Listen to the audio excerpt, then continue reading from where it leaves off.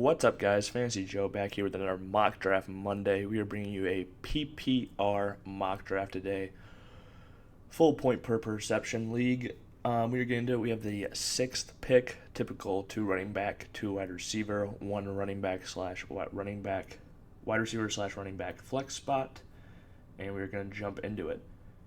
If you guys like the mock draft content, make sure to hit that like button, send to your friends, subscribe down below if you like the content. We'll be coming out with all kinds of mock drafts, dynasty, redraft, all that type of content.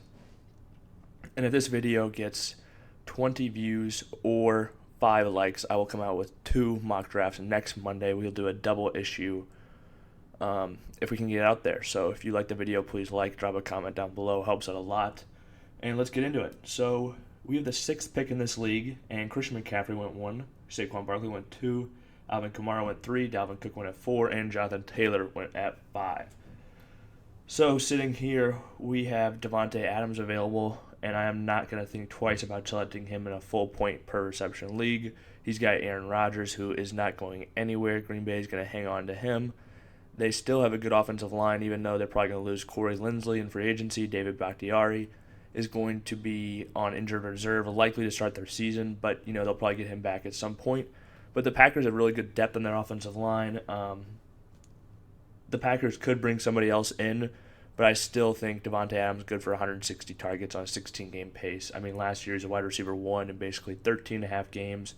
Had more points than Michael Thomas had the year before when he had 149 receptions. And again, Davante Adams played just 13.5 games. So I'm going to lock him in here with my first-round pick at the 106. So after that, Zeke went, then Derrick Henry, Nick Chubb, Stephon Diggs, Austin Eckler, Tyreek Hill rounds out the first round. Kicking off the second round, we've got DeAndre Hopkins, Michael Thomas, Aaron Jones, DK Metcalf, DeAndre Swift, and Calvin Ridley. So let's see, our best options. Travis Kelce is still available. We obviously don't have any running backs yet, but Travis Kelce is a difference maker at that position, especially the tight end spot, and we're going to take him here. Basically, he had 1,400 yards last year, broke the tight end receiving record. It's like you're plugging in a plus wide receiver. Like he's a stud wide receiver, but you get to play him as tight end spot every week, especially in a PPR league. I think he's even more of a difference maker, honestly, than the field. He might not be as big of a difference maker over a Darren Waller, because Darren Waller also catches a lot of passes. But if you look at those two guys and George Kittle compared to the rest of the group, it's just such a dramatic jump, and you're not going to be playing those top 2 guys every single week. You're going to be playing a lot of tight ends down the line, where it's just random kind of bums that aren't going to be scoring a whole lot. And when you've got Travis Kelce averaged 17 points, I think, in half-point PPR last year. I don't even know what he averaged in PPR. So we're going to take him here and not think twice about it. Getting 2 absolute stud pass catchers to start off our draft here. And, yeah, I'm loving it. So let's see what our running back options are after going wide receiver, tight end to start off a PPR draft. We have Miles Sanders, Josh Jacobs, Antonio Gibson, and Clyde Edwards-Helaire still available. Cam Akers is still available. J.K. Dobbins, Kenny Galladay, Robert Woods. I'm going to take Antonio Gibson here. Might be a little bit surprising, but I just think I really like him as a player, and I like his upside. I think they've got a good offensive line. I think that he is going to absolutely get the majority of the workload in both the rushing and passing game next year for the running back position. If you look at his pace over the last 8 games this season, he was on pace for 245 carries. I think he could be well over 200 carries and be a plus for 50 reception back. So I think he's going to be a stud next year, and I need a running back to round out this team. I could have gone with like a Josh Jacobs. He might be a little bit more secure in his rushing duties. He got 278 carries, I believe, last year. Gets the ball a ton on the ground, but didn't quite get that same pass volume.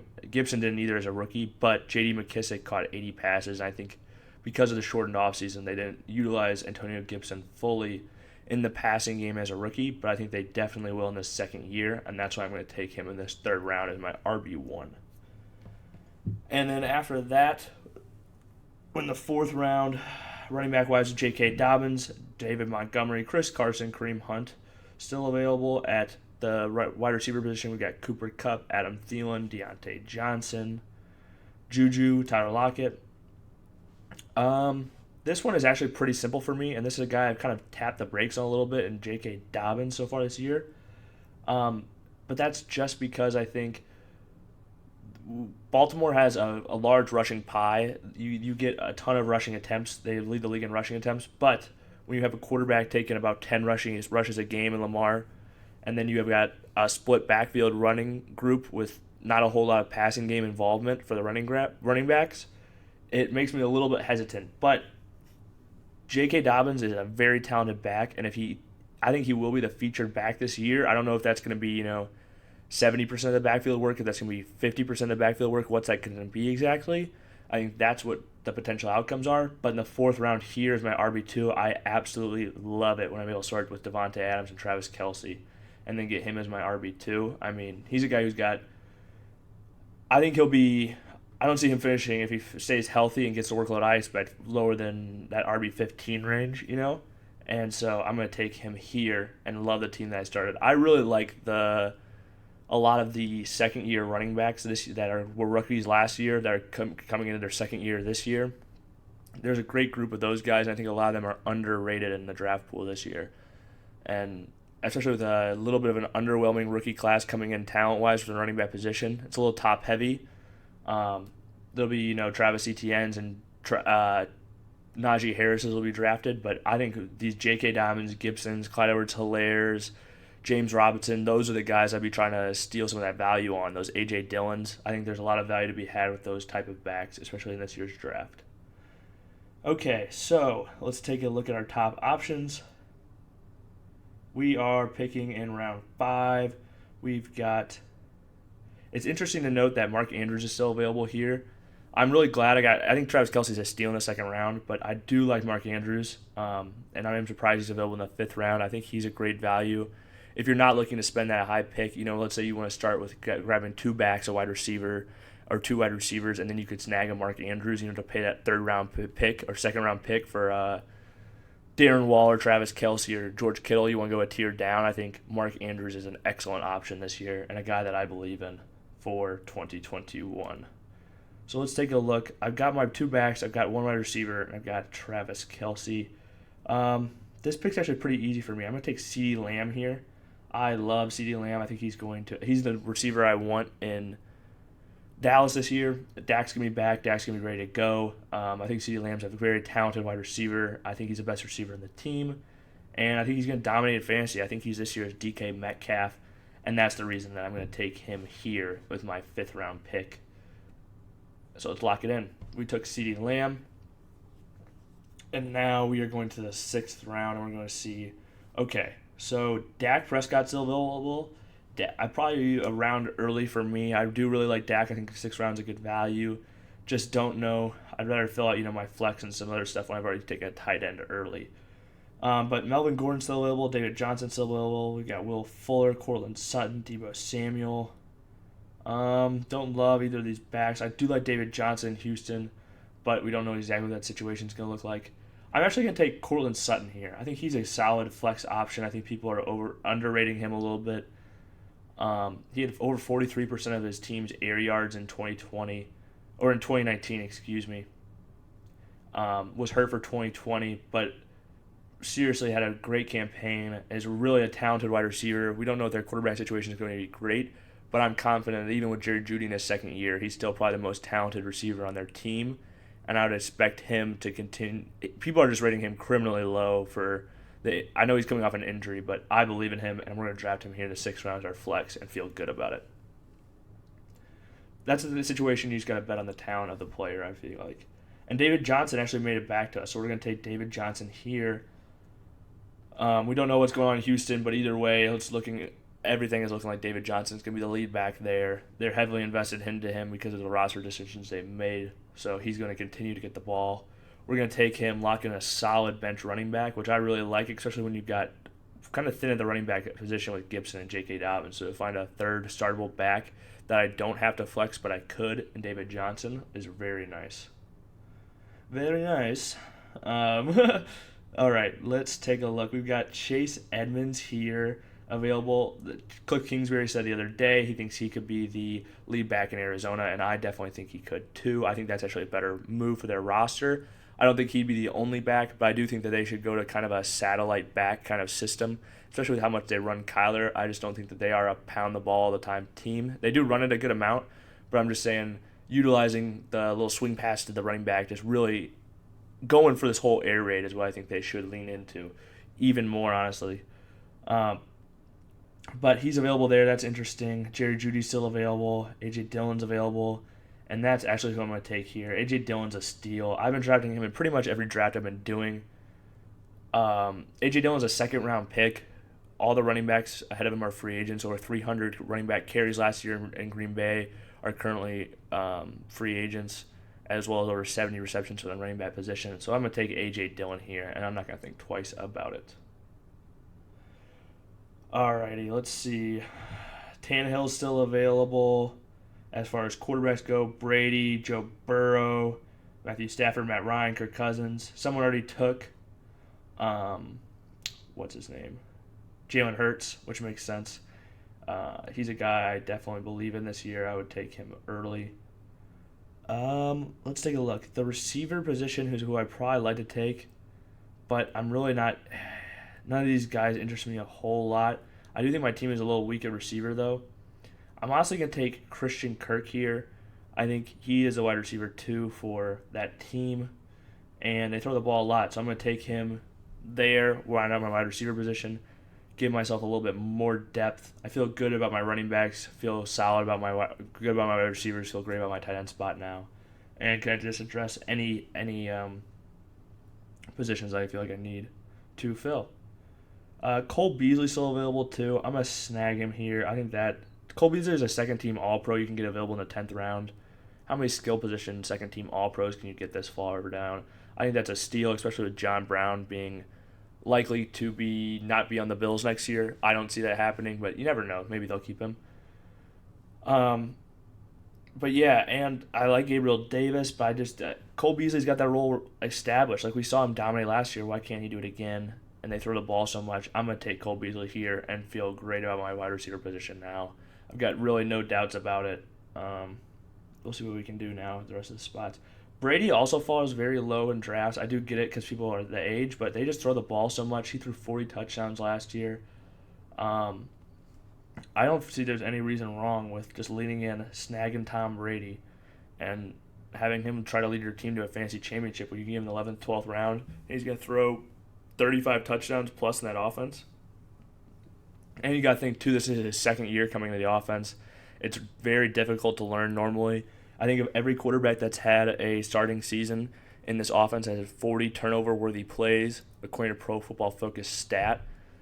Tom Brady actually did much better than all of them, obviously. But he also, there's a reason to believe he could even get better, as every other quarterback has had a great improvement from year 1 to year 2 in this system. Why can't Tom Brady make a jump on that mental side? I think that's actually more possible than people think. So that's why I took him here. Let's take a look at these running backs that are still available. Not a whole lot of guys I'm interested in. I'll take Rashaad Penny, though, just because Rashaad Penny could end up being the lead back in Seattle. I know it sounds crazy, but he was a first-round pick. And the last time we saw Rashaad Penny was actually him dominating on the football field. He was playing very well before he got hurt, went down with that ACL injury that ended his season that year. But, before that, we saw the pie. Chris Carson was dominating that backfield, and then right before that injury, we saw Rashaad Penny just steadily eating into it because of how well he was playing on the field. And now he's had basically he's going to have a full offseason from last. He was healthy at the end of last year. He'll have a full offseason now of really getting in a rhythm, already playing a little bit of football, I think there's crazier things than the Seattle Seahawks having Rashaad Penny be their leading running back next year. And you're able to secure him so late in drafts. I don't see the risk. He's just such a high upside pick as well. I love the value that I was able to get on him there. And actually, for this spot, we're going to double up on quarterbacks. I'm going to take Matthew Stafford. I do like Brady, but he is old. And I think Stafford, I can play matchups now, do anything I like. And I think that he has underrated weapons in that Rams offense. Honestly, I do. And so that's the reason I took him there. We are going to snag some more skill position players because there's no reason to be snagging defenses and kickers in February or in March now. We're in March, but there's no reason to be taking those players there when you can round out your roster with an Allen Lazard who might be the wide receiver 2 in Green Bay. We've got Davante Adams, obviously, but let's say Davante goes down like he did last year. I could plug Allen Lazard right in. Robert Tonyan caught 11 touchdowns last year as a secondary option to Davante Adams. There's no reason a Packers wide receiver couldn't catch a ton of touchdowns secondary to Davante Adams this year, because Aaron Rodgers throws damn near 40 touchdowns every year. So it's a good bet to make. And then looking at the rest of these guys, not a whole lot of them that I'm super intrigued in. I will take Julian Edelman, though. I think he's probably old busted, but he is the number one wide receiver for the New England Patriots still. Maybe he calls it quits, I don't know, but that's up to him to decide. And this is our team now. Let's go over it. So in the first round, we snagged Davante Adams with a 106. Absolute stud, especially in a PPR league, to be able to secure him. That was fantastic. I think he just stealed the 106, even in a standard league, honestly, with the year he had last year, catching 18 touchdowns in 13.5 games. In the second round, we were able to grab Travis Kelce. He had 1,400 yards last year, breaking the tight end receiving record.